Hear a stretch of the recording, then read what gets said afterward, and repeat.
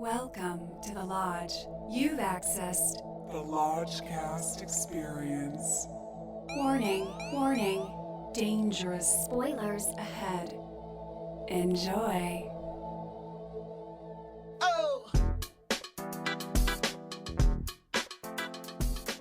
Hello and welcome to another edition of Lockdown Hot Takes. I'm your Lodge Master. With me as always is Brother Bishke. Hi, hello. Brother Lucas is not here tonight. We'll get to that in a minute. But we do have two amazing guests. Brother Nathan is back. Hey, guys. And Sister May makes her grand return. Hello, all. Oh, my God. So this movie tonight is The Host, or is it just called Host? I think it's just called Host. Host. Tonight's movie is Host, and it is a Zoom movie filmed during the pandemic quarantine. Yes. one of these quarantine movies. Well, it's my God. the first that we're covering, the first post-COVID movie that we're covering. So many red flags, red banners, red bugles chiming out into the air, and Lucas just flat out refused. He said, "No more, sir. I will not watch." And he would not watch it, and we let him do it. Listen, these are crazy times. People are going through a lot. We don't want to add additional stress on the boy if he really has a violent reaction against something. He was just a violent no. Oh, my God. That said, I think you missed out, but we'll get into it. So, well, this one sets a dangerous precedent, too, though. I mean, it's 56 minutes, the runtime, right? 56 minutes, y'all. So this ain't That's short. the length of a movie. This ain't a film. This is a hybrid. Oh my God. It's super short. I mean, Super short. that alone was tantalizing, where it's like, what does a 56-minute movie look like? Yeah. Like, what does that Can you tell feel a story in 56 minutes? That's pushing it. like? Do you guys do a lot of Zoom meetings in your day-to-day life? May, do you All day, do you all have night, to Zoom? May. I don't have to. Oh, that's good. But, I mean, I do use it as a way to talk to my girlfriends. So I relate Sure. to it. Have little powwows. Me, it's all day, all night. I see everybody I know on Zoom chat, including you guys.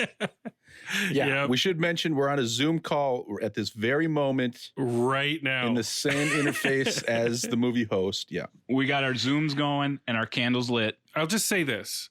I'm not going to betray what I think about just yet, but if you think you're going to be in the market for watching a horror movie that takes place entirely on a Zoom call, pause this, watch it, come back, because any of its charms are going to be spoiled for you by us right now. So just giving you double, triple fair warning. Yeah. Let's proceed. It saddles right up to your daily routine. The very first shot of this movie is the Zoom meeting menu. Yeah, the desktop. What did you guys think when that was the first image that greeted you? Were you excited, or were you like, oh shit, oh no, what have I done? As a fan of desktop films. Yeah, we've been here before with searching. You know what I mean? We did. Right? We did. All This of is us. the Yeah, searching this is us. crew. Yeah. Run back to Yes. episode 22. All four of us right here watched the movie Searching in theaters, actually. Yes. In theaters, that's correct. Bishke loves those desktop movies. Yeah, and this is a new genre that it's gonna blow up right now. But So you were excited when you saw that Zoom menu pop yes, yep. Well, it's definitely like a frame. You know, it's like it's a distract. You know, like it's a hard to overcome. Like, okay, we're doing this. Yeah. Like all the limitations are right there. That's true. And I think that to the filmmaker's credit, they're leaning into it all the way. When we first get into it, there's all these girls are on screen talking over each other, and it feels like you're in an aggravating Zoom call. Like, it feels real. I'm like, Yeah. what are we watching here? But then, I took a deep breath and I'm like, this is accurate. Yeah. So, that's kind of the best part about it is how accurate, the filmmakers seem to, as much as you can control a situation like this, you have constant shots that go out of focus, for example, or stuff that filmmakers wouldn't want, but then that adds to the authenticity, right? It does. It feels so real. And in that sense, I mean, I do think Sweet LT would have shut it off after about 4 minutes. I don't think he would have had the intestinal fortitude to sit through the initial 10 minutes or so of a Zoom meeting. I think he would have imploded a little bit. The extent of the filmmaking is switching between gallery view and speaker view for a big portion of the film. So it's that kind of bare bones cutting that would have driven Lucas out of his mind. Yeah, anyway. Yeah, it kind of threw me too. I mean, like for a while, I'm like, dude, what am I watching here? But I started to realize, because there is a long first, I guess it's called first act. I mean, you get 20 minutes, right? 15 to 20 minutes. But what it did was set up the stage of what could happen. There's a roommate in one of the things that could go, and he's chopping onions in the back. So you got all these little time bombs, in each of the screens, right? Which is important. So it took a little bit, though. I was just like, what am I watching? Well, it's a way to introduce the characters, too, because they come in, their names are on there, you know who they are, they chit-chat about each other, so you know a little bit about their backgrounds. So it's very efficient. And then about 10 minutes in, the plot rubber starts to hit the road, and they start talking about this activity that they're going to have this night where they're going to do some sort of a seance. And they kind of add in another person to the Zoom meeting who's the medium, a woman named Seylan. And she seemed really believable to me. Like, she seemed like they literally just went to, Craigslist or whatever, found a medium and just like patched her right in. Like like a Wiccan witch, they got her. And that always adds credibility. I like those characters. Lynn Shay's been playing those for years. And then, Poltergeist set us up, to have a character like that. So it's familiar ground, but welcome with a bunch of these younger gals. And they're making a joke out of it. They're making a drinking game so that they secretly take a drink every time she says astral plane, which I thought was pretty funny. Yep. They play it nice. Like, she'll say it with a straight face, and then you have 7 other squares of faces to look at, and you'll see a couple people giggle and take a drink. It's just it's like De Palma with his split screen, but it's 8 screens. That's part of the fun. That's part of the fun, I think, when you're viewing it. And a lot of the times there's stuff that happens. There's spooks. There's even scares, and it's not central. So if you're paying attention to that screen at that time, you get a little goose. So that's just inherent, I think, with the style they're doing here. The Zoom window. Reminded me of the Paranormal Activity films. Paranormal Activity, definitely. Because you're always analyzing the frames, looking to see where stuff's moving around, kind of looking for the spooks. And they even ripped one of the gags too, the dust on the ground, and then you see the footprints, you see the demon prints. That's kind of unforgivable, but those are easy thrills, man. And it scares women so bad.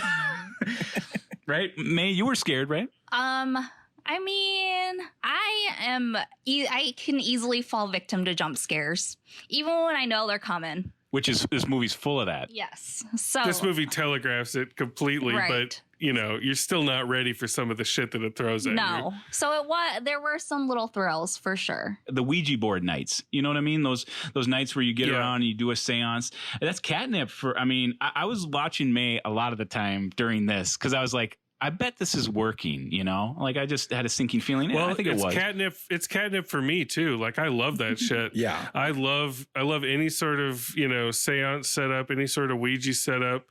And by 20 minutes in, I was completely on board with this. I was a complete convert. I think what it came down to was there's a point where they're trying to hear things, and they turn up the microphone sensitivity on one of the devices. It's all crackly and sensitive. Yeah. And that organic way to make it so they can have their loud jump scares and have it be motivated, it showed a little bit of respect for the audience that I really appreciated. Because, they could just turn up the sound effects willy-nilly and have no motivation for it. But it's built into the technology. Mm-hmm. They want to hear something, turn up the mic volume. Mm-hmm. And then we get fucking jolted to hell with whatever's coming. It's great. I love that shit. They're using the Zoom technology. They do what is it called? Like the filters where they have the people's faces going over themselves. Right. and they have like some stuff that with the zoom background. One girl cycles through all the horror, face apps, right? Like Piggy Man and Slender Man, and some of that stuff was I've never really seen some of those apps. Like there was a floating mask sequence that was kind of frightening to me. Like it's just this hovering mask in a room, and she like goes over to it, and it does one of those woo, look at you things, and it's a jump. Yeah, and there's one point where she had like a snake filter over her face, but she was actually going through like a horrific kind of possession or something, but so it was kind of like, I don't know, that was really effective for me, just like throwing in these little goofy technology quirks. One of the girls has as her background, it's a loop of her entering her bedroom like getting something from her drawer, so it looks like she's in the foreground, but she's also in the background, like walking through her room, and it's just a loop. And there's a great scene where you're just seeing the background loop, and then she's getting, fucked up by the ghost, and she just like bursts through the background all fucked up. And just like a gore head, she's getting pummeled or something that breaks through the static of that image, that loop. It's great. They take the tools and they do the best they can with them to make a spook out of it. And I don't think any zoom stone is left unturned with this. So it feels like they really understood the medium and went for it, which I appreciate. And they also, I believe they had like what they needed, which is like, when you throw someone across a room or, like it didn't look phony to me. It looked in a good way. Like Invisible Man did a lot of these little tropes where a girl flies across the room, or someone she gets her hair pulled or moves up the wall. I thought all that stuff was well handled because it's from that point of view.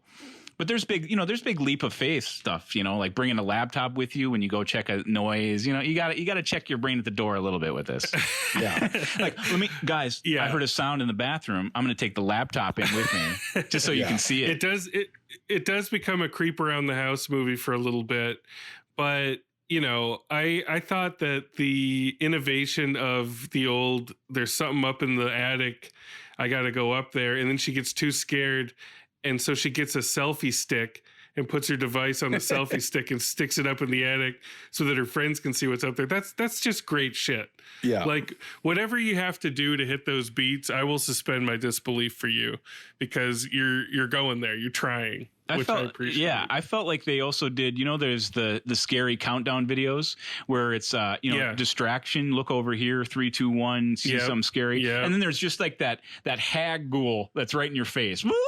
You know what I mean? Which people that's what they're scared of. Or dipped in oil hag ghoul. I don't know. I don't know what genre that is.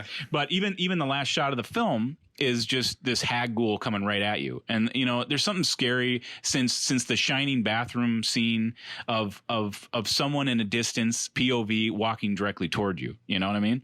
So I think the zoom stuff handles that well. It's a perfect frame for that. There's great sound design too. Like whenever there's a spook nearby, you'll get like the electrostatic crackle that like your iPhone will do to a speaker sometimes, where you're like, what's that interference? Oh, my iPhone's on. Got to put it in airplane mode. It's that little crackle. So if you're listening for that, you're like, uh-oh, there's a ghost coming, or, there's a hag ghoul coming.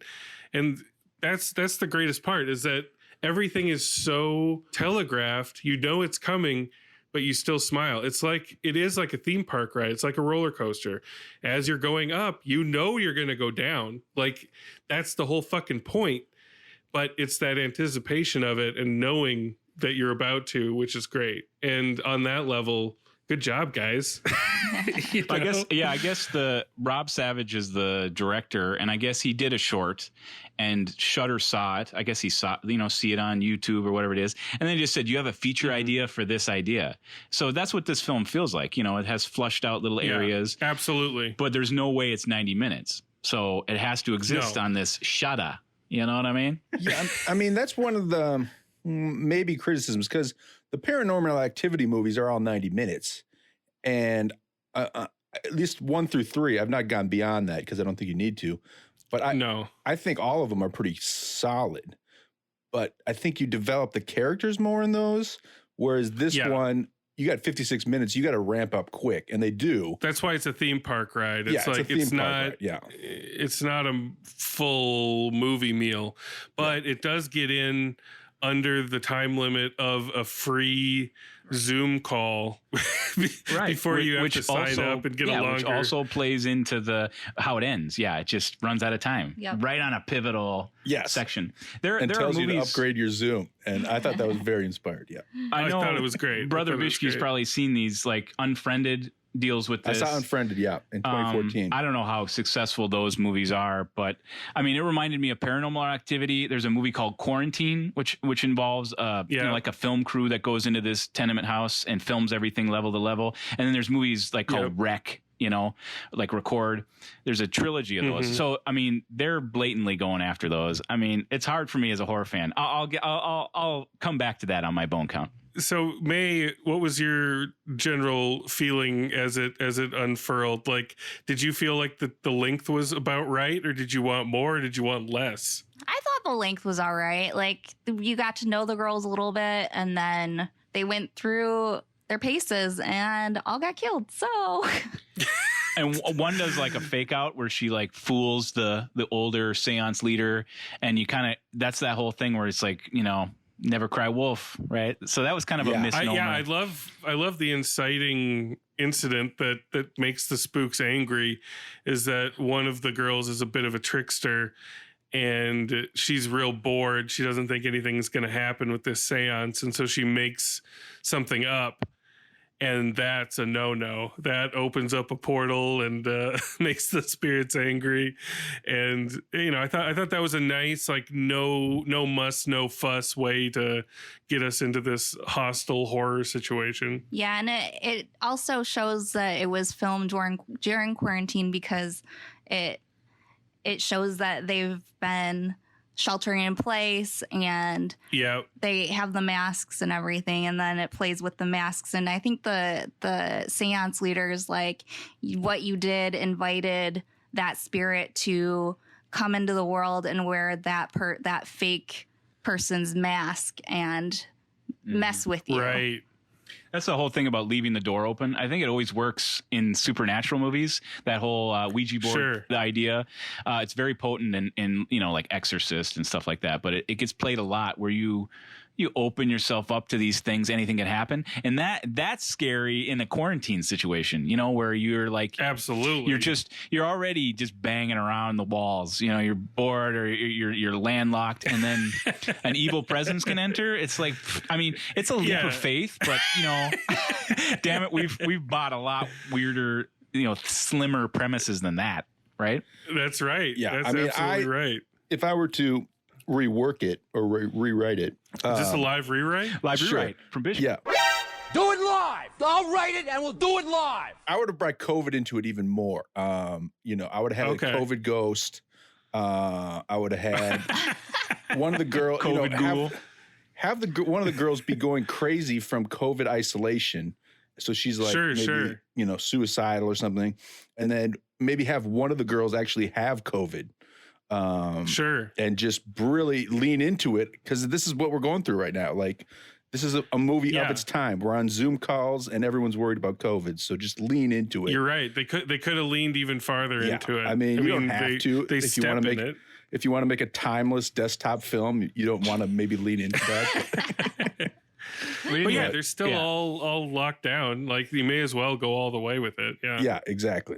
We didn't even talk about, like, there is one guy, which his little, that's true, his little interlude was it was obnoxious. It's obnoxious at first, but actually his death was like my favorite. The inferno, the flame, and how it cuts off.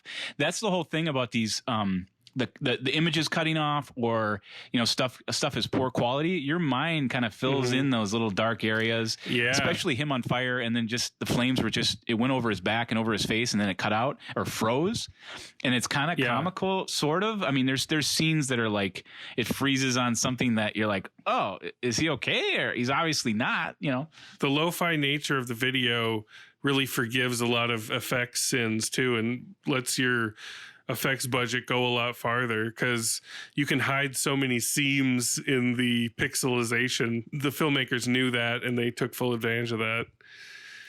let's zoom up our Zoom meeting and go to damn House Bones.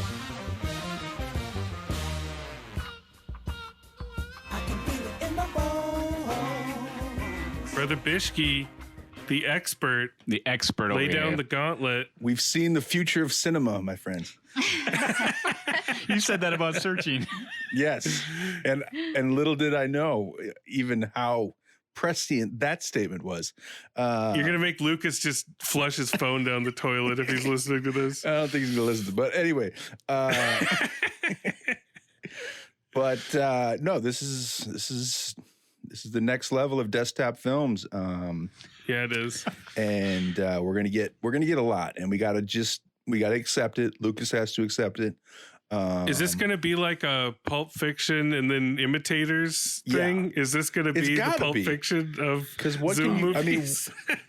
I mean, unless you're like, got a huge enough budget where you can test everyone around the clock. Like, I don't know. Sure. This is the future for a while.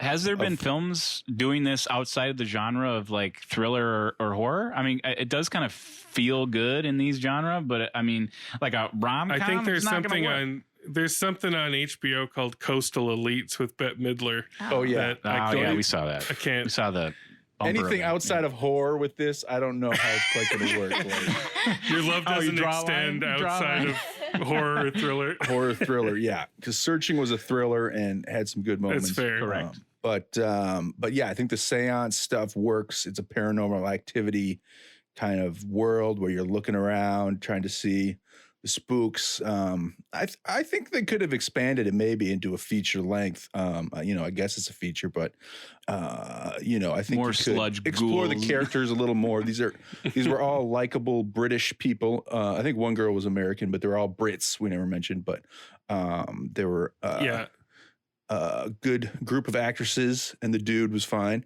and ramps up for some brutal kills.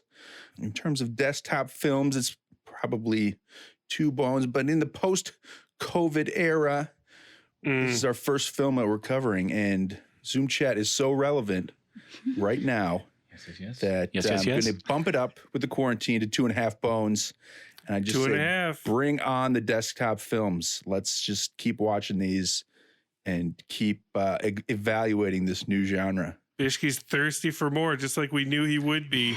We knew it. All right. Sister May, what do you got? Lay it on down. Well, I did like the girls. They felt like a real group of friends. The jump scares worked. That floating mask thing, I did some research, and they said that was the Zoom filter finding the spirit and putting the face on it. So yes, knowing 100%. that made it work. So, and I think that was my favorite scene in the movie. Yeah.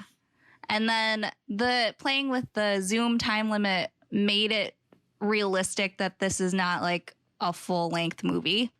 I also liked the end credits with how they displayed the names. That was very clever. How they had like the Zoom screen and everything.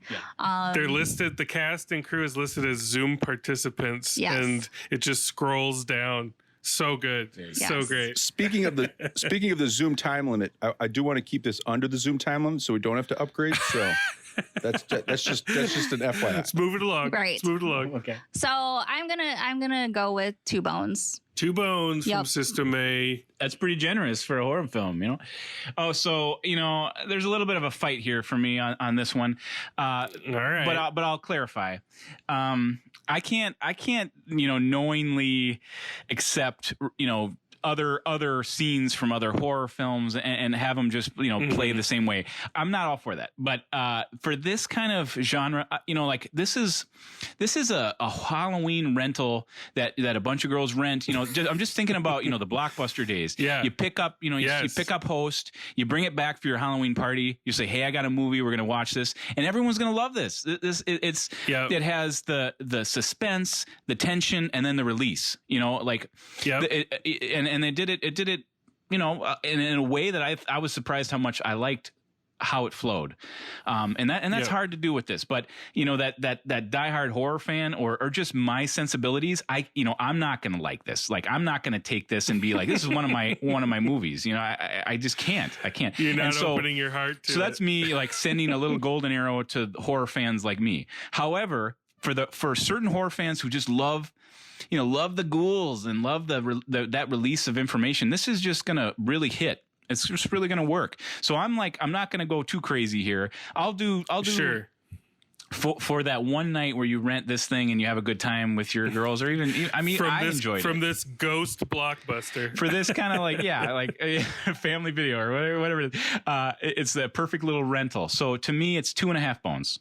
I can't give it any more than that just because it's just not for me as a horror fan. My taste. I get that. But I think it works, and I think that it needs to be recommended to those people that are going to enjoy it. I love that you're trying to find that middle ground. You're caught between two worlds there, and you're trying to find the precise bone count that makes the most sense. I love that. I see the Zoom countdown. You have 9 minutes, Lodge Master, to lay waste to this film. I won't even need a third of that to say that this movie surprised me. I went in with my arms crossed harder than Donald Trump throwing his biggest tantrum. Like, I was pissed. I was like, this 56-minute piece of shit, what the fuck is this going to have for me? And within 10 minutes, it melted my heart. It broke down all my barriers, and I was in all the fucking way. Again, like, it's a theme park ride. You're not going to get, deep, in-depth character studies here, but you get just enough. And the filmmakers respect their audience. They know that you've been on these Zoom calls and they want to wink at you from every possible direction. And for me, it worked like gangbusters. I'm giving this 3.5 bones. Wow. I don't know. Tipping the scales. I don't know what kind of quarantine bump that includes, if there even is one. I just had a great time with this movie, and nice. I couldn't recommend it highly enough, especially for these times, and especially for even passing fans of the horror genre. And also for the current attention spans. I mean, this is a winner, 56 minutes. It's always going to work, If people can watch anything, if they can get past that first 20 minutes, which, it's slow by design, but it's like not, I mean, what are we talking about here? Yeah, it's not bad. But again, I think Lucas would be out in 4 minutes, but maybe he'll hear this and get curious enough to check it out. And I want other people who are very justifiably wary of a 56-minute Zoom horror movie.